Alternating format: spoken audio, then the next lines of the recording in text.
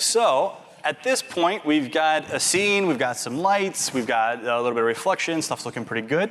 And so now what we're going to do is we're going to start working on the vehicle, the ship, which the ship is really the first sort of complex thing we're going to come across, and it's really the most complex object in the whole scene, or the whole game. So we're going to break it into a couple different parts and look at it a few different ways. So I have my scene here.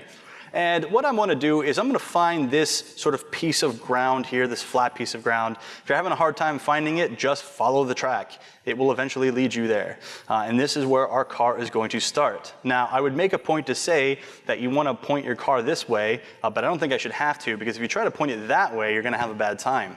And so you definitely want to face it down the track here. And now I'm going to go to my prefabs folder, and I have this ship prefab.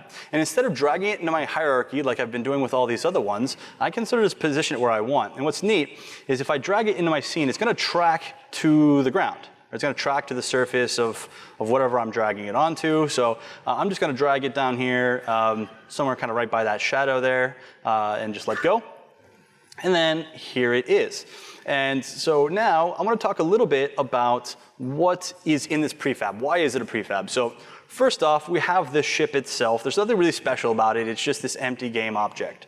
And then nested underneath the ship are two other game objects. So the first is the ship body, which has the ship body, ship plating, the transmission, and the wings. These are all just mesh renderers. There's no functionality on them. There's nothing special.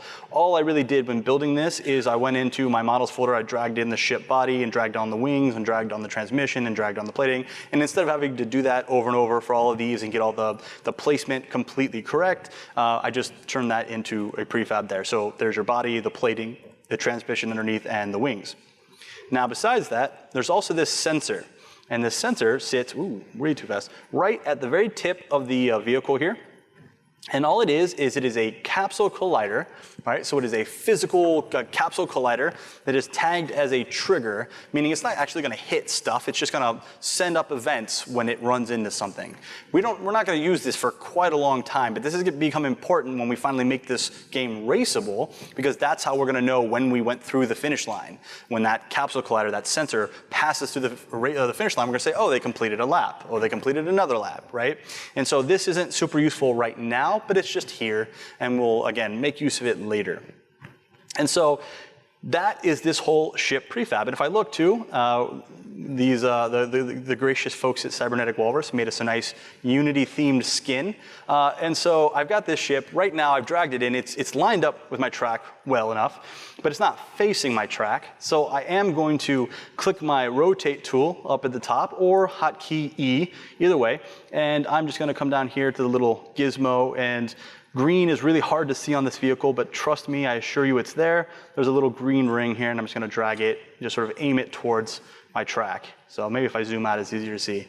There it is. So I'm just dragging, and that's just going to rotate my vehicle. I just want to face it down my track just like that. Cool. And now I need to add some stuff to my ship that's going to make it behave like what I want it to behave like, right?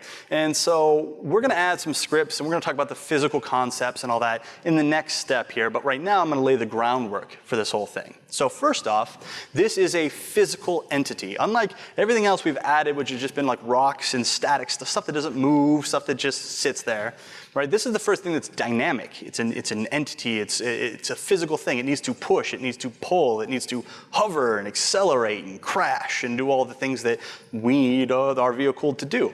And so I need to flag it as such. I need to tell Unity this is a physically important object. And I'm going to do that by adding something called a rigid body, all right, which is a physics term. And so with my ship selected, I'm going to click Add Component, and then I'm going to go to Physics. Now you'll notice there's Physics and Physics 2D. Physics 2D is our Box 2D implementation for 2D games. That's not what we want here today. We're going to go to the regular Physics, which is NVIDIA's PhysX library. And I'm going to click Physics, and then I'm going to select Rigid Body. Now, I could just leave this go. As a matter of fact, if I were to just say hit play right now, the car would immediately disappear. And if I said, car, where are you? It's actually down here. There it goes. Right?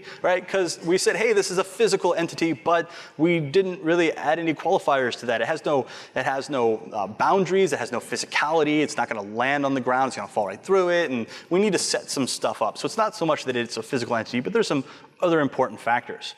So we're basically going to treat this, since this is a sci-fi racing style game, we're not really going to adhere to traditional real car physics, really. So the mass of our ship isn't really going to be important. We're actually going to ignore the mass for most of the stuff we're doing. And we're also going to ignore drag. We're going to handle drag our own way. But angular drag is important, so I'm going to set my angular drag to 3. And the reason I want to do that is as I rudder, as I yaw my ship, move on the y-axis, as I collide with walls, I don't want to like start spinning, right? So I want angular drag to stop my angular movement. So I'm just going to set that to 3. I also am not going to use Unity's built-in gravity. We're going to do our own thing for gravity because gravity is going to mean something a little bit different to us, right? We don't want to always have a gravity of straight down. We're going to have variable gravity, and we're going to talk about that. Now, I want to come down to collision detection, and I'm going to click this little drop down, and I'm going to select continuous dynamic. So discrete is nice for slow-moving objects or collision with large obstacles and things like that, but our ship is going to be going very fast. And not only is it going to be going very fast, but a lot of the colliders in the game are relatively small. And so if we're going really fast and the colliders are relatively small, there's a likelihood that we'll just pass right through it. And the game won't register that we completed a lap, or we'll fall right through the ground, or we might just phase right through another player, or anything like that. With continuous dynamic, it's basically going to do a more accurate check, which is going to prevent us from going through accidentally these colliders, and instead it's going to register them correctly. Now I am going to expand the constraints drop down here, and I'm going to constrain my vehicle as far as physics goes a little bit. So what I want to do is I want to prevent rotation on the x-axis. That would cause my ship to pitch up and down. And the reason I want to do that is if I hit a wall, I don't want to pitch up and over the wall. Or if I hit a racer, I don't want to pitch up the front of my vehicle and then drive and sit on top of their car and then hop over the wall and then be off into the distance, right? So by preventing physics from pitching my vehicle up and down, I can't pop up and go over something, right? We're going to control the pitching of the vehicle ourselves, right? So it adheres to the track. But we don't want physics to just do that as a result of collisions and stuff like that. I also don't want physics to be able to rotate my ship on the z-axis. I don't want it to be able to roll my ship. I don't want to be in a really strong curve, like taking a really hairpin curve, have some other vehicle bump me and just have me flip over, right? That would be bad, all right? And so physics is not going to be able to roll my vehicle or pitch my vehicle. However, I do want physics to be able to yaw my vehicle, movement on the y-axis. If you're ever in doubt of trying to figure this one out, yaw, y-axis rotation, yaw, right? So there you go. That way, if we're hitting a curve and we're hitting a wall, it'll rotate our car and as we're going around a curve instead of looking all weird with our car staying straight forward, right? And so these are the constraints we want here. So at this point, my rigid body is set up, all right? So again, I just know our angular drag of 3, no gravity with some continuous dynamic and some constraints. So that's well and good, but I still haven't defined any physicality to my vehicle. When it collides with something, what are its boundaries, what are its borders? And so I'm gonna do that now. I'm gonna click Add Component, Physics, and I'm going to add something called a mesh collider. All right, so a mesh collider is a way that I can have a collider that's going to map pretty closely to a mesh that I have in my game. And so I'm going to go ahead to where it says mesh. What mesh do I have? I'm going to click this little circle selector. Anywhere you see that little circle, that's a circle selector.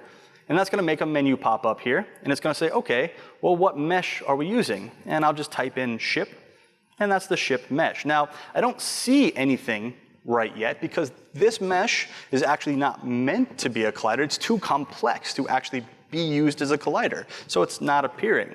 What I'm going to do is I'm going to say, you know what, simplify this collider by making it convex. When I click convex, you'll see that it now appears. There it is, all right, this green boundary around my car. It simplified the collider and made it work. All right, so we can see that there. So we're going to get pretty accurate collision. This is actually going to work better than if we had a true mesh, because if we had a true mesh, you would get hung up on this like hook here. And so now, since it smooths that out, you'll smoothly bounce off of objects and stuff like that, which is what we want. Speaking of that, all right, right now, by default, Unity colliders apply a friction of about 40% whenever something collides, right? And that's a bit extreme for our game. If we're racing and we tap a wall or hit some obstacle, we don't want to immediately have so much friction that it just destroys our speed and makes it impossible to recover and win or anything like that. So we're going to actually define a different physics material. All right, we're going to add a physics material that's going to remove all friction. And so what I'm going to do is I'm going to go to where it says material, and And I'm gonna click the circle selector. I only have one material defined, I called it Teflon, all right? So I'm just gonna double click that to apply it. And if I wanna look at Teflon here, I can just look down here in my project view. By the way, if you ever wanna find some asset, all I have to do is just click on Teflon and it highlights in my project view there. And all this is a physics material with no friction, no bounciness. So you're just gonna glide off of surfaces. So collisions with walls are gonna be handled, just by nature of how we're handling the propulsion of our vehicle. Unity is not gonna slow it down by 40% every time it hits or anything, which would make the game much, much more difficult. And so at this point, I've got this ship, which has this rigid body on it, and it has this mesh collider. It's all set up, all good to go. If I were to hit play right now, nothing would happen yet. I don't have any of the behavioral stuff that makes it drive. It's just going to sit here. And in the next step, we'll add all the goodies that makes it actually a race car as opposed to just some mesh with a collider, all right? So it is your turn. What you're gonna do for this step is you are going to, first off, navigate around in your scene until you're in this open area here. So you can place this pretty much anywhere in here that you want. You're gonna go to the prefabs folder and you're gonna click on the ship and you're just gonna drag it into your scene. And then you can use the hotkey E, the rotate tool, to rotate it to face the track. Then what you're gonna do is with the ship in your scene, you're gonna click on it. So you're clicked on ship, and you're gonna add a rigid body and a mesh collider. You'll do that by clicking add component, physics, you'll add a rigid body, and you're gonna add a mesh collider. On the rigid body, you're gonna set your angular drag to 3. You're not gonna use gravity. Your collision detection is going to be continuous dynamic, and your constraints are going to be X and Z. On your mesh collider, you're gonna check convex. You're going to make the material Teflon, your physics material Teflon, and the mesh is gonna be ship_01. At that point, save your scene, and you will be good to go.